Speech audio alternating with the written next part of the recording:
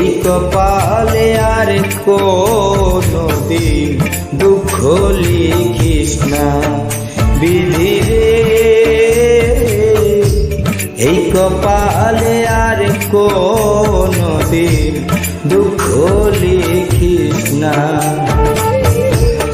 আমায় নিয়ে নতুন রঙ্গ করিস না।